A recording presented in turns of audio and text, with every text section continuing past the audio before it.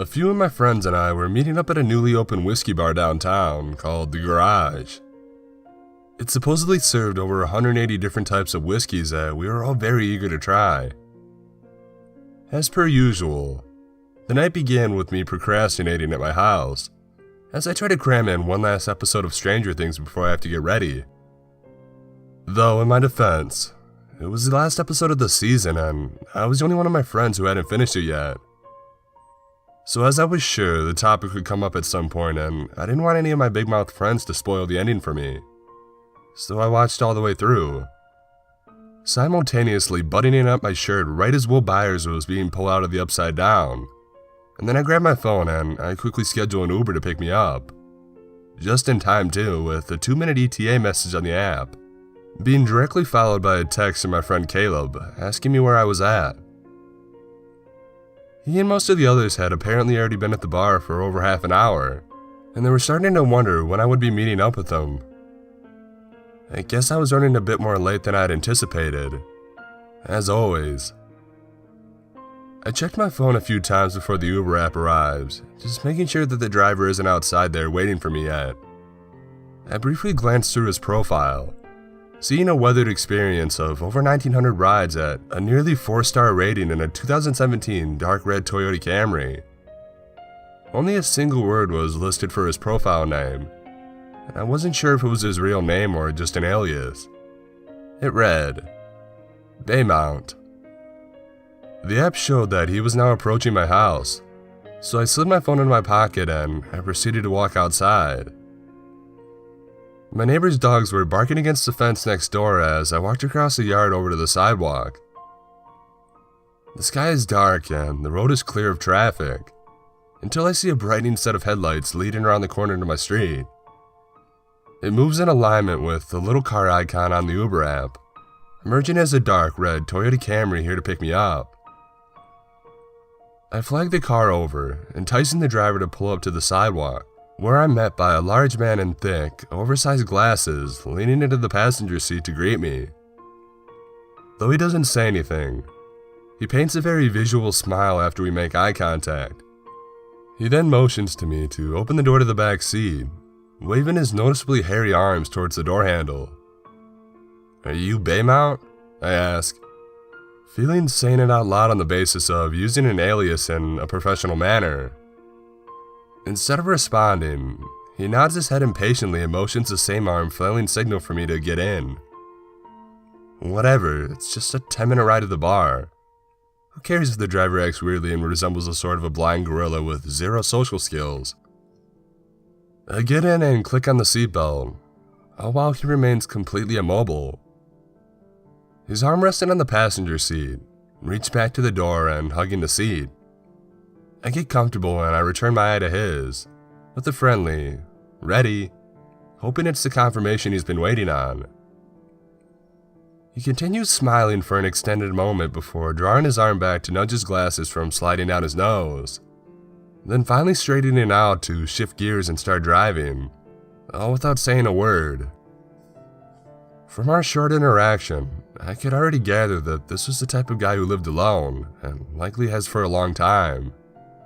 Long enough to lose the inherent skills it takes to manage basic human encounters, such as successfully driving a stranger into town. I found it hard to imagine someone like this ever opting for a customer service job like Uber. "So how's it going, man?" I politely asked to break the awkwardness, but my small talk goes annoyingly ignored, without an acknowledgement whatsoever. "You get a lot of rides today?" It's still nothing. Just a slow lift of his arm as he again nudges his glasses and then sneaks a glance at me through the rearview mirror. Once again, whatever. I'll just keep to myself and I'll bury my head in the phone for the rest of the way, and I'll soon forget about this creep sitting behind the wheel. I end up opening my emails and clearing out my spam folders that I've had for a while, even digging deep enough into a few of them to officially unsubscribe from receiving any future junk emails. I work my way from nearly 300 to 139 separate emails by the time I lift my eyes up from the screen. For a second, I almost forgot about the driver until I scanned to the road outside the front windshield and I catch him staring at me in the mirror for a second time. and who knows for how long. How long he struggled to get a good look at me between his 2-inch thick pane of lenses that sit at the tip of his nose, waiting to be nudged back into place, and his somehow filthy, obnoxiously crooked rearview mirror. I just choose to ignore it, however, and I return to my phone's dwindling email stash. But I only managed to rummage through 3 or 4 of them before I become more increasingly alert to his continuous stare. At that point, it was actually beginning to bother me. Though I tried not to draw attention to my concern, since the last thing I wanted to do was something that would cause him to even act creepier. And that's when I received another text from Caleb. "Dude, where the hell are you?" I read the message and only then I noticed what time it was. It had been 22 minutes since I left the house, more than double the time it takes to get downtown, even with traffic, which there was absolutely none of. Weird. I started doubting my judgment of how far away the bar was from my house, but then I remembered scrolling through the Uber app and seeing the 10-minute trip duration. I opened up the app again and I checked. What I thought was a 10-minute trip was now reading that they were 38 minutes away from my destination. That can't be right, I thought to myself. "Excuse me, sir, how close are we?" I asked in an inaccurately patient tone. But I received no response. In fact, my question only triggered him to turn his eyes away from the mirror. Not that I minded that he had finally stopped glaring at me, but it was obvious that he was deliberately ignoring me. The car slows down as we come up onto a stop sign and ease into a complete idle for what usually lasts longer than a typical 3-second pause. Nothing but the soft hum of the engine fills the air as we both sit motionless in the car. "Where are we going?" I say, revealing a more irritable tone. He just sits unresponsive, driving steadily down the dark road. Then somewhere in the heavy silence we awkwardly shared in the car, I heard a thud. A muffled low noise that I couldn't quite locate. For a second, I forgot about his unresponsiveness and I tilted my head to hone in the sound and hear it again. But I'm still unable to pick up where it's coming from. I'm now twisting my body in my seat in a more visible attempt at better hearing the noise. And that's when the driver starts acting suspicious. He first presses his finger to the center console, powering on the radio to a default alternative rock station. As soon as I look over to him, I see his eyes shift back to the mirror for a split second and then back towards the road. He slides his glasses back up his nose and continues to drive as if everything was normal. "What are you doing?" I ask in a definitive reference to his driving abilities. He doesn't look over at all, but he instead turns the volume knob up a quarter rotation louder. I can tell that he's not really enjoying the song, so I'm just going to assume that he's trying to drown out the noise or maybe just distract me. I'm beyond uneasy now, with my ears struggling for the slightest hint of hearing the noise again. But it was so faint to begin with that only in the midst of the awkward silence could it be noticed at all. I decide to forget about the noise and get back to questioning the driver's route. I go so far as to smack the headrest on the backside of his seat to get his attention. I finally become so aggravated that I demanded he stop the car and he just let me out. I'm so weirded out that I don't even care if I have to walk the rest of the way. I just wanted to be out of this red Toyota Camry. But he neglects to utter a single word, repainting the long smile on his face as his eyes roll back over to the mirror. I became so frustrated with this silence that I literally demanded he stop the car and he let me out. It's all for naught though, as he simply raises his hairy arm and arrogantly curves the mirror, aiming it more directly at me without giving a response. And that's when I hear the noise again, this time louder. I figure it out to be in the trunk behind me as I feel a slight vibration in my seat from the sound that I've now identified as someone pounding against it. My reaction to the sound only causes him to turn the radio up even more. I get caught up in the moment and I lock my eyes towards the mirror to stare the driver down as I smack my fist into the seat, shooting an unwavering gaze into the mirror's reflection and a stare down with the driver that conveys an intolerance to his behavior. Then, as if banging the seat behind me had enticed a conversation, I heard something more prominent than the previous thud I heard before. The noise was similar in its low, muffled filter, but it was more of a weak whimpering sound that only lasted for a split second. It was instantaneous, yet it echoed inside my head in an eerie reverberation that unsettled me more with every repetition. The noise now ringing in my head, pulsating and an increasingly building anxiety began to set itself into reality. I grew more than suspecting towards the activity in the trunk. I became concerned that there was actually someone trapped inside, something that the driver didn't want me to become aware of. The thoughts circulated in my head and I admittedly started feeling nervous, as if I was so suddenly aware of the driver's intentions and capabilities in the darkest ways. I start to wonder if whoever was hidden in the trunk was hurt. They could even be near death, hid in the back of the seat with every bit of energy they had left. I unclenched my fist and I lower it from the back of the seat. The driver continues watching me in the mirror and gives his glasses another nudge up his nose. My thoughts run wild. Maybe he's planning on putting me in the trunk as well. That would explain why this 10-minute ride had taken more than half an hour and how I still don't recognize the surroundings outside the car, so I doubt we're even headed in the bar's direction at all. Maybe he's only using Uber as a trap to bail unsuspecting people like me into getting into his car. The two sides of my brain argue between my stupidity for putting myself in this situation with a complete stranger so willingly and the ridiculous of my jump to conclusions that he had even done anything wrong at all. I could have let my mind race all I wanted, but I knew that unless I actually looked into the trunk, there is no way of truly knowing what was going on. So the question remains, do I look for a quick escape or do I act normal and just hope for the best? I have to admit, it would be embarrassing if I had acted on a hunch and I turned out to be completely wrong. But on the other hand, what if I'm not wrong and he really is planning something insidious?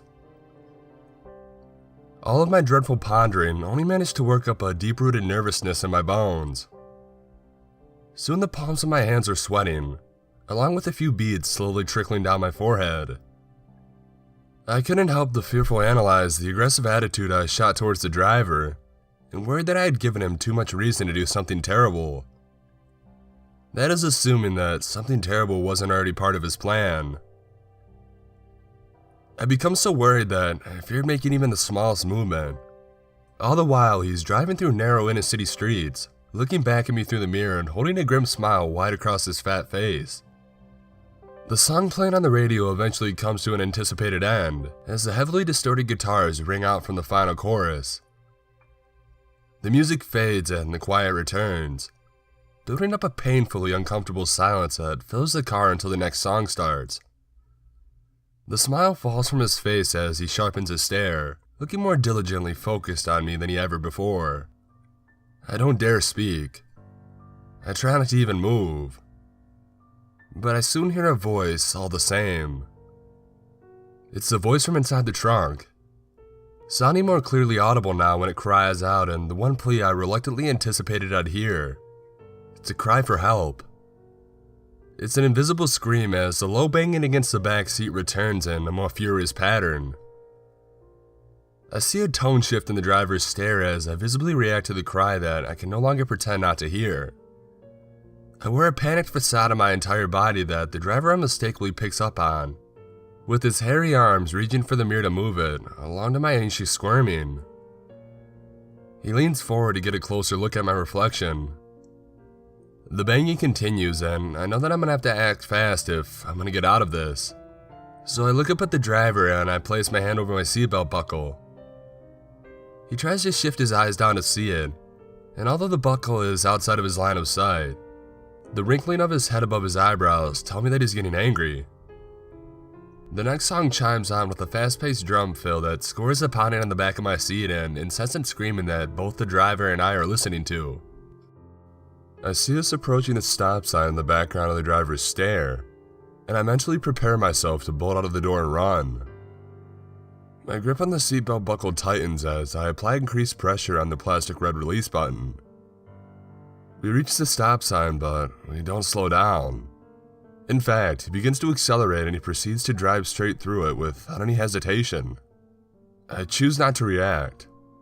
The driver himself doesn't so much as blink in my direction, minus his eye twitching as he nudges his glasses back up again. My phone goes off again with what I assumed is another text message from Caleb, asking me where I am. There's no time for me to look though. I have to swallow my fear and get the hell out of this car while I still can. So I do something that felt crazy, and I do so quickly before I give myself enough time to realize just how crazy it actually is. With the driver's full focus through the rearview mirror, I suddenly pressed down on the red button, resulting in a loud click and the swiping sound of the seatbelt dragging back into its holster. While I throw myself into the door handle, pushing it open with my shoulder and tumbling out of the moving car, I roll out onto the pavement, tossing faster than I have time to react and ride the force of my 45-mile-per-hour impact. As I roll, I hear the screeching of the car's brakes ahead of me. I come to a battered stop and I see the car now lining up to turn around. I look down to see scrapes and scuffs all across my arms and my elbows. I lunge myself off the ground and start to run away as the car charges in my direction. I turn a corner around the intersection and nearly pound to a couple security guards emerging from what looked like the back door of a small bar. The car is about to turn the corner when the driver sees the unanticipated company. I can see the sudden fear in his face as he swings his hurt arms across his steering wheel and straightens the car back down the street we originally came from. The two security guards look puzzled by the driver's speeding and frantic maneuvering, as well as all the fresh scuffs swelling along my arms. The throbbing begins to set in while I watch the dark red Toyota Camry slinking down the road and I don't really bother reading the license plate. I don't have to. "Everything alright, kid?" one of the guards asks. He takes a step forward to get a better look at my arm. "Are you okay?" I take a look along the block that I'm standing on and I realize that I'm in a part of town I've never been before. I then respond in a shaky tone and ask if they can call the police. The police arrive shortly after, followed by an ambulance who wrap the cuts on my arms. I share the driver's Uber profile with an officer who tells me that he'll do everything he can to find him. I explain everything that happened, including the sounds I heard coming from inside the trunk. "And do you know what was inside the trunk?" he asks me as he's writing everything down. "I have no idea," I say, trying to imagine how the person trapped inside the trunk of a psychopathic's car must feel, the overwhelming panic they must be in. I can feel my palms getting sweaty again just thinking about it. It's been about 5 months now and I haven't heard anything back from the police. I've looked for his profile in the Uber app several times and I haven't found it. I'd be surprised if they ever find him. So if that day never comes, I'll have to continue racking my brain with the thought of whatever he was planning to do with whoever he had in the trunk and if they were even still alive. And on top of that, I can't help but wonder where he was taking me. Either way, I hope I never find out. I'm never riding Uber again.